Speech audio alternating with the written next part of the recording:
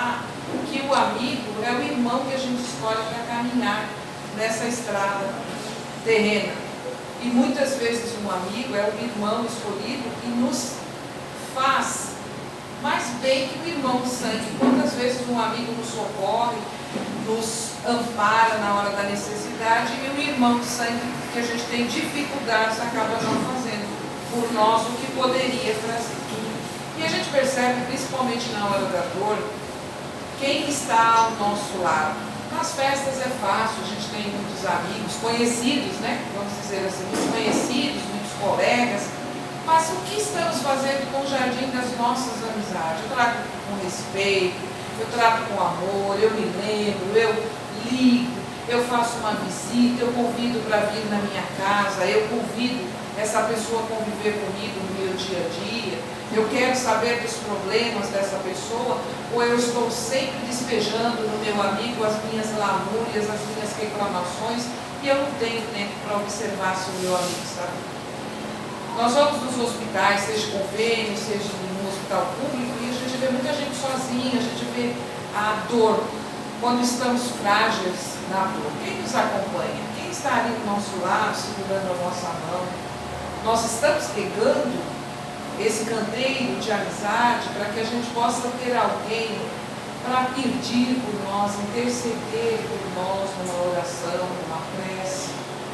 Nós temos que refletir o que estamos fazendo. Como é que anda meu egoísmo? Eu realmente sou egoísta, estou lá pensando que eu sou bem seletiva, ou eu abri meu coração e eu posso acompanhar um amigo ao médico, acompanhar um amigo numa hora de necessidade, ouvir um problema que um amigo tem, ajudá-lo numa necessidade, seja qual for, dentro da minha limitação, que eu possa estender a minha mão.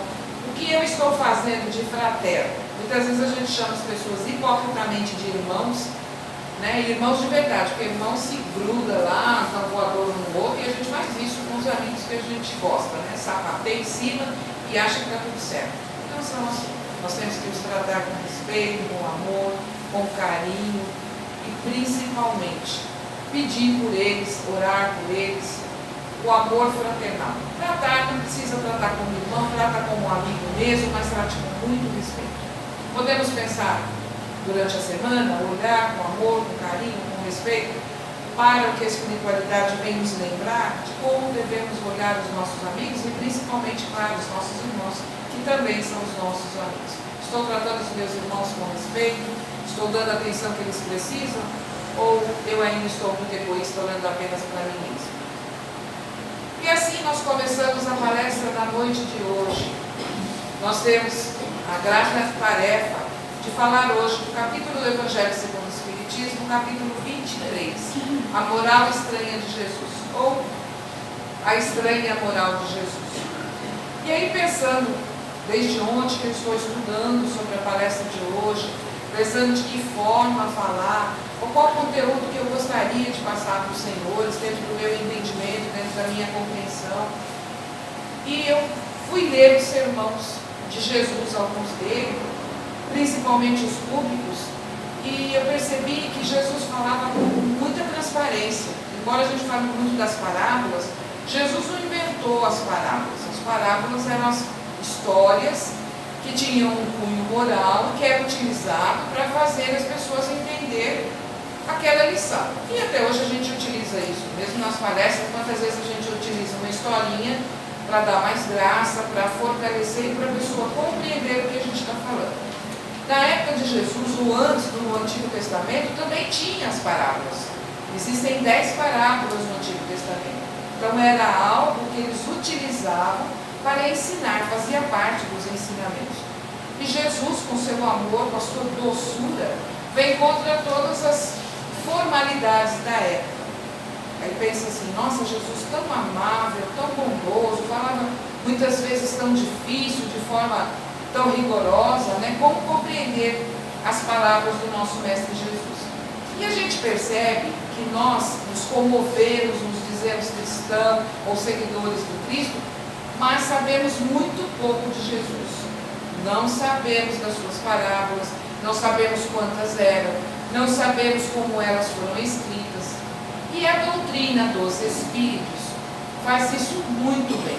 Nós temos que agradecer, ser gratos a Allan Kardec pelo Evangelho segundo o Espiritismo, por esse grupo de espíritos e do Senhor Allan Kardec no estudo de colocar os ensinamentos de Jesus de forma clara, transparente, mastigando, para que a gente compreendesse melhor. Se naquele tempo nós éramos ainda muito duros, muito ignorantes e não compreendemos a lição, hoje estamos numa condição melhor, já encarnamos várias vezes e estamos propícios a compreender as parábolas do nosso mestre, os ensinamentos dele. Então ele veio numa época que já tinha sido, todos os profetas já tinham anunciado a sua vinda e todos acreditavam que Jesus vinha tomar o poder temporal, ele seria um político, não aquele que viria falar sobre o reino dos céus. E ao contrário disso, Jesus vem com a sua simplicidade, nasce numa manjedoura, traz, mesmo na sua vida pública, ele traz os seus apóstolos, pessoas simples. Ele poderia escolher as pessoas mais formadas, vamos dizer assim, aquelas que tinham cultura, conhecimento. Não, ele escolhe as pessoas mais pobres, mais simples que tinha na região. Os pescadores, os cobradores de impostos, pessoas como nós, aquelas que já estavam preparadas e abertas, tinha já o coração, a semente do conhecimento, queria aprender, queria melhorar. Então foram essas as pessoas que Jesus trouxe para perto dele. Ele começou com 800 apóstolos, foi diminuindo até que ficaram os 12. Então a gente acredita como nós. Muitas vezes a gente começa um curso e começa lá com 40 alunos, ao longo do prazo vai saindo e fica 4, 5. Vai dispersando, porque não estavam realmente interessados em compreender. E a gente está sempre falando, esclarecendo, que compreensão é quando eu tomo posse da informação. Eu escuto, e a doutrina dos Espíritos diz que a nossa fé tem que ser raciocinada. Significa que eu tenho que ouvir, analisar, compreender, ver se realmente é fato, se está correto, se é honesto, se é transparente, e eu tomo posse da informação e tomo posse para mim, eu uso na minha vida. Então significa que eu compreendi. Caso ao contrário, eu continuo na minha zona de conforto, ouvindo, mas não compreendo. Eu posso até entender, mas eu não compreendo. Então para mim vai ser estranho. Mesmo que eu venha esclarecer as palavras de Jesus, ou qualquer outro que venha esclarecer as palavras de Jesus, se eu não tiver a minha mente aberta, meu coração e a minha mente disposto a abrir e a compreender, vai continuar estranho. Então eu olhando os sermões que Jesus diz, e um deles, no último, ele diz assim: não sobrará pedra sobre pedra, passará céus e terra, mas a minha palavra não passará. Ele já vinha nos alertando que nós deveríamos ser fortes o suficiente, determinados, e que tivesse a transformação para passar por todas as necessidades que viessem ao longo do caminho. Então nós vamos voltar ao capítulo 23 e agora nós vamos começar a falar sobre algumas parábolas que a doutrina dos Espíritos separou, porque acreditou em serem as mais estranhas dentro da palavra que Jesus pregava. Então aqui diz, aborrecer pai e mãe. Jesus diz assim: se você não aborrecer, em algum traduções está escrito odiar. Se não odiar pai e mãe, seus irmãos, sua família, e não me seguir, não é digno de mim, não é digno de me seguir. Como Jesus poderia falar uma palavra dessa, né? Odiar pai e mãe, sendo que ele mesmo foi o primeiro a dizer que veio fazer cumprir as leis, então esqueceu o quarto mandamento, que era honrar pai e mãe? A gente acredita e sabe que não. Primeiro, nós temos que olhar que a linguagem hebraica era uma linguagem pobre e as palavras eram utilizadas muitas vezes com 2 significados. Isso não significa que a gente pode lembrar que o nosso idioma também é um idioma difícil de aprender e de falar, e muitas vezes tem palavras que têm duplo significado. Um deles é a manga, fruta, e a manga de camisa, como muitas outras frases. Então, odiar e aborrecer não significava realmente odiar, significava amar menos. Graças a Deus, já melhorou, já não está tão estranho. Amar menos. Então vamos olhar agora, abrir a nossa mente, abrir o nosso coração e a nossa percepção e perceber que Jesus naquele momento estava dizendo assim: se você depender do seu pai e da sua mãe, depender menos, para que a gente dependa menos do pai e da mãe. Muitas vezes a gente vê homens ou mulheres de 40, 50 anos ainda grudados no pai e na mãe sem independência nenhuma, nem emocional e nem financeira. Dependa menos do seu pai e da sua mãe e da sua família.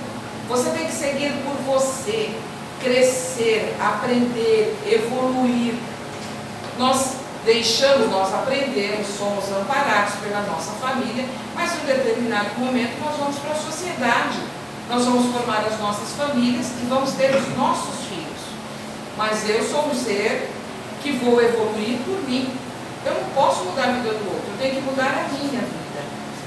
Muitas vezes o outro não concorda com as minhas atitudes. Mas se eu estiver dentro das leis divinas e eu quiser seguir a Deus, amar a Deus sobre todas as coisas, eu vou me recordar que nas várias reencarnações que eu passei, eu tive várias mães, vários pais, vários irmãos, vários tios. Eu posso olhar para alguém aqui nessa sala que pode ter sido minha mãe ou meu pai em outra reencarnação. Não é verdade?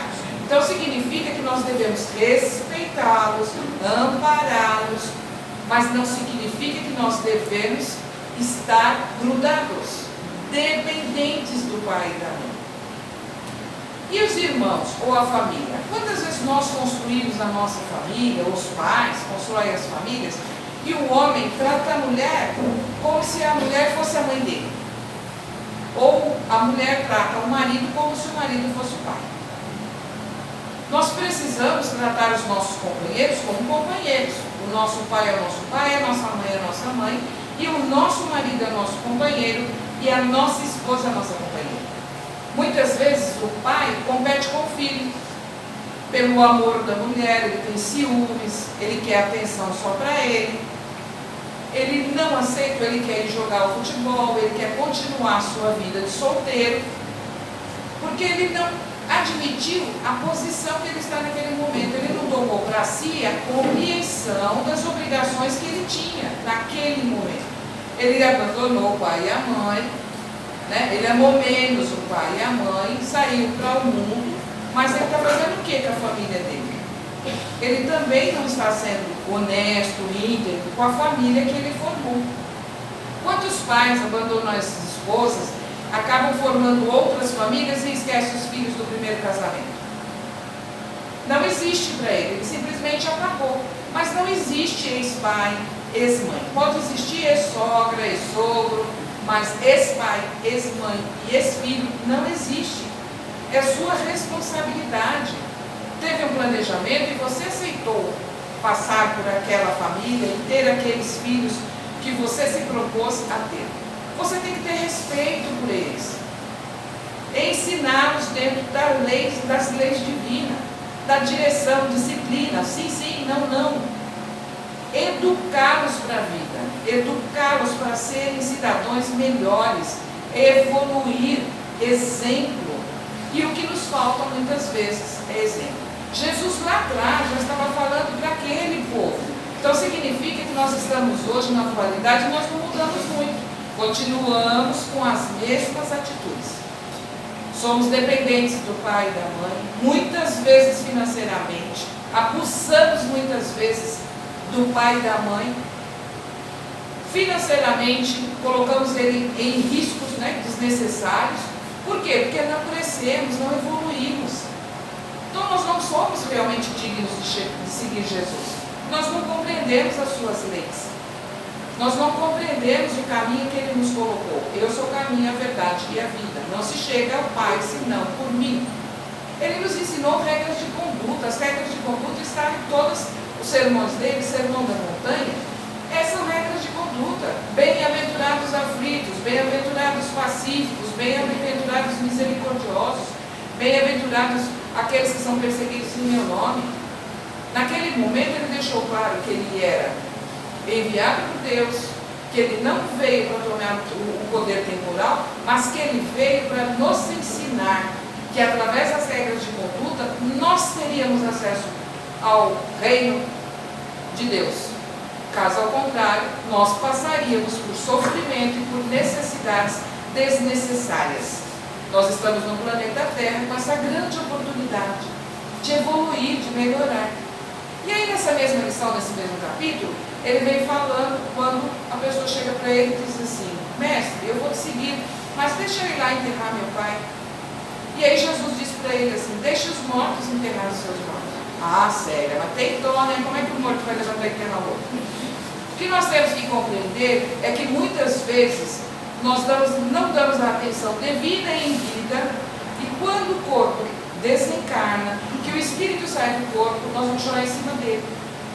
E aí sim, nós lembramos de tudo aquilo que a gente não fez em vida e quer fazer ali, naquele momento, cultuar um corpo que não tem mais espírito. A asepsia do sepultamento, a asepsia da cremação ou do enterro, ela é necessária, mas já morreu. Então não há pressa para fazer o sepultamento, porque aquele espírito não está mais ali. E Jesus naquele momento ele dizia assim: vai lá e fala sobre o reino dos céus, vai lá e diz que essa vida é passageira, que você está aqui, mas que existe outra vida espiritual, a grande vida espiritual.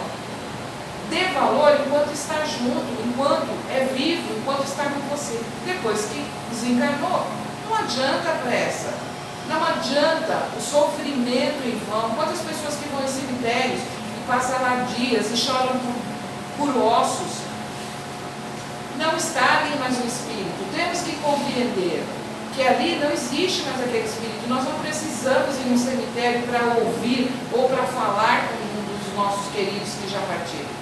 A nossa vibração, o nosso amor, o nosso entendimento vai nos entrar em contato, nos faz entrar em contato com os nossos queridos que já desencarnaram.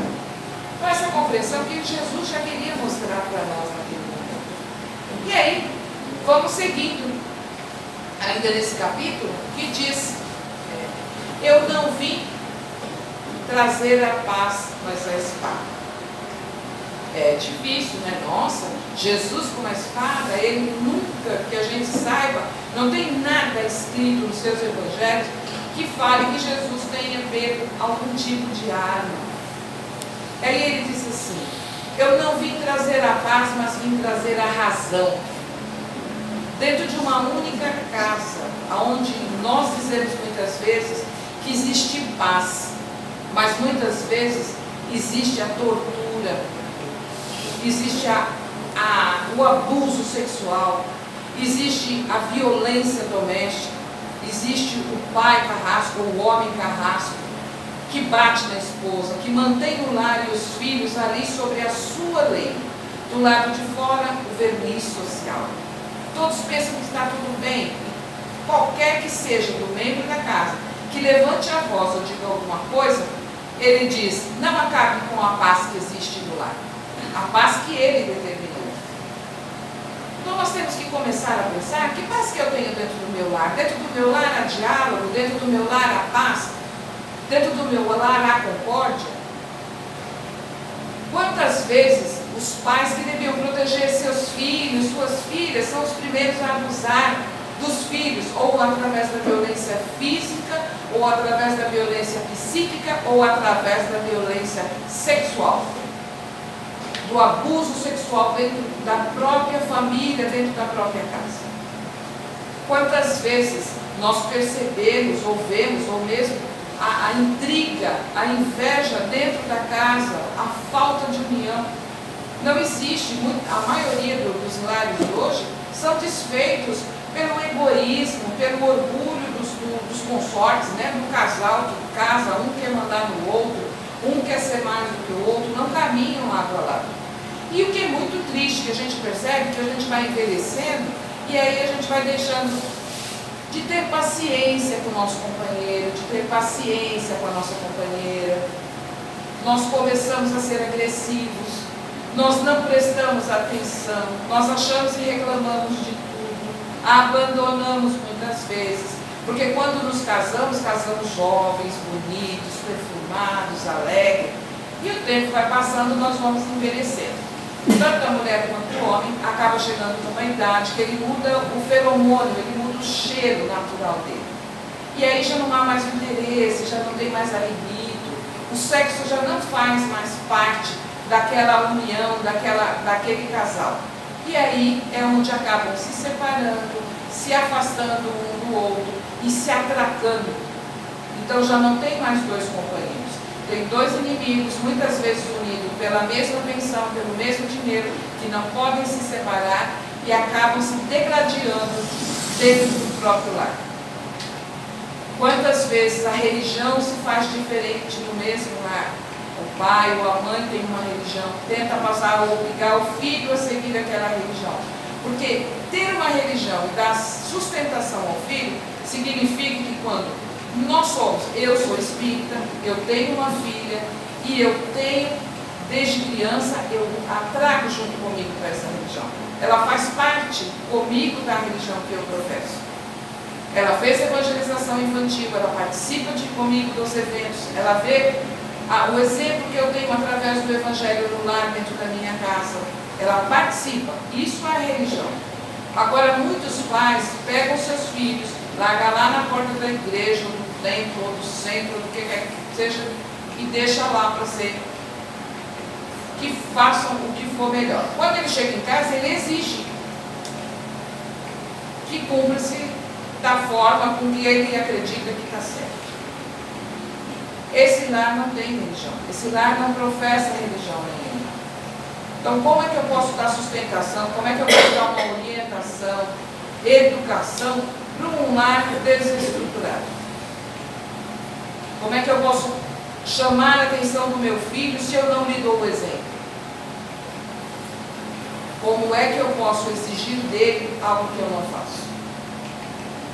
E aí a gente vai além, saindo para a nossa sociedade. Quantos falsos profetas, quantas coisas têm acontecido na nossa vida que a gente não toma posição.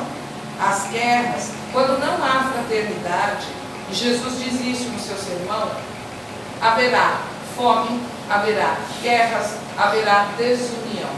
Porque o que eu poderia fazer pelo meu semelhante que está perto de mim, eu deixo de fazer. E a fome vai existir. E eu disse em outra palestra que eu gostaria que os senhores refletissem. A fome enriquece muita gente. A doença enriquece principalmente os políticos e os governantes. Nós temos que mudar essa atitude. Mas como é que eu vou mudar? Com as minhas atitudes. A prevenção da doença, a prevenção da alimentação. Eu tenho que cuidar de mim como ser humano que sou para a minha evolução. Eu tenho que saber o que é certo e o que é errado para mim. Para que eu não adoeça. Principalmente o que eu trago para a minha mente, o que eu trago para a minha vida. O que eu penso. Eu preciso cuidar mentalmente de mim. Para estar equilibrado, para poder cuidar. Cuidado com o que comem, cuidado com onde comem. Porque enquanto houver alguém ganhando financeiramente, não vai acabar a pobreza, não vai acabar as doenças. Mas eu posso tomar conta de mim. Eu posso ajudar o meu semelhante. Nós falamos muito e acontece muito de estarem se falando sobre as coisas ruins que acontecem. Diz que o mal é tímido, o bem é tímido. Nós precisamos enaltecer as coisas boas que acontecem. Precisamos falar bem, mudar a nossa postura mental, deixar de acreditar nas mensagens, principalmente mensagens bíblicas, que acaba passando de WhatsApp para WhatsApp, porque falou isso, porque o planeta Terra está envolto por camadas. Nós sempre tivemos espíritos cruéis, sempre tivemos espíritos de luz, sempre tivemos o nosso Mestre Jesus. Suas últimas palavras aqui entre nós, fisicamente, foi: eu estarei com vós até o final dos tempos. Jesus esteve conosco no planejamento do nosso orbe terrestre. Veio encarnado, demorou 1000 anos para baixar seu sistema para poder encarnar entre nós, sua luz para poder encarnar entre nós, e está presente todos os minutos conosco. Se nós temos a luz, o amor e a misericórdia de Jesus conosco, nada pode ser ruim para nós. Nós temos que fazer brilhar a nossa luz dentro de nós. Nós temos que se fazer compreender, ir em busca de informação. As virtudes, os nossos tesouros que nós temos que ter dentro do nosso coração é a inteligência, desenvolver a nossa inteligência através do conhecimento, através de compartilhar com as outras pessoas, para que nós possamos evoluir, conseguir a nossa evolução moral, porque a partir do conhecimento, do esclarecimento, eu vou me tornar uma pessoa melhor e eu vou ajudar o meu próximo. Então nós vamos nos elevar, vamos nós melhorar nossa condição mental para poder seguir em frente. Precisamos mudar a nossa mentalidade, mudar os nossos pensamentos, mudar as nossas atitudes para melhor. Assistir boas músicas, sair fora do que é treva, levar a luz para as trevas, mas não auxiliar. Está passando, tem uma mensagem que não acredita, não passa para frente, não, para aquela mensagem. Passa uma mensagem positiva, passa uma mensagem de amor, passa um incentivo, elogie, agrade, cante, melhore a sua postura dentro do planeta. E assim nós vamos melhorar, vamos compreender. Mas se nós não formos atrás de entender, compreender o que foi que Jesus veio nos dizer, e nós não vamos por falta de vontade. Porque se não querem pegar o Evangelho, eu acho difícil ler o Evangelho. E está tudo mastigadinho. Pega uma Bíblia, pega lá o Segundo Testamento, o Novo Testamento, leia lá capítulo por capítulo, conheça o Mestre Jesus. Conheça o nosso Mestre Jesus, e aí a gente vai entender que a moral dele não tem nada de estranho. As palavras são diferentes, mas muitas vezes nós também falamos palavras e não somos compreendidos. Nós estamos falando tão claramente, né? Eu posso estar falando aqui para todos os senhores e cada um vai sair daqui com um pensamento e com um entendimento.